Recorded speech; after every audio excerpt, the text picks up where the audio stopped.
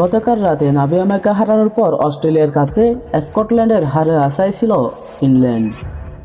Saint লুসিয়ায় অস্ট্রেলিয়াকে challenge জানালেও শেষ পর্যন্ত পেরে ওঠেনি স্কটল্যান্ড। সুপার 8-এর খুব কাছে গিয়েও ফিরতে হয়েছে দলটিকে। তবে এ হারে সপ্তম দল হিসেবে শেষ হার নিশ্চিত হয়েছে বর্তমান চ্যাম্পিয়ন ইংল্যান্ডের। সুপার 8-এ গ্রুপ 2-এ যুক্তরাষ্ট্র, ওয়েস্ট ইন্ডিজ ও দক্ষিণ আফ্রিকার সঙ্গে খেলবে ইংল্যান্ড।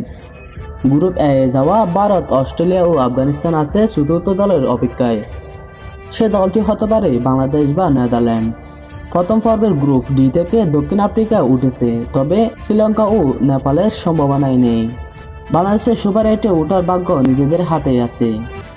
সমীকরণটা সরল, নেপালের বিপক্ষে হার এড়ালেই চলবে।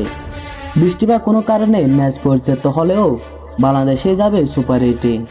তবে আগের ম্যাচে দক্ষিণ আফ্রিকার কাছে মাত্র 1 রানে হারা নেপাল যদি অঘটনও ঘটাও, এরপরেও বেশ জোরালো সম্ভাবনা থাকবে বাংলাদেশের। বাংলাদেশ ও নেপালের ম্যাচটি শুরু হবে বাংলাদেশ সময় সকাল 5টা 30 মিনিটে। নেদারল্যান্ডস ও শ্রীলঙ্কার ম্যাচটি 1 ঘন্টা পর। দুই ম্যাচেরই ঠিকঠাক সময়ে শুরু হলে নেদারল্যান্ডস সমীকরণটা হয়তো জেনে যেতে পারে শেষ সময়ে গিয়ে।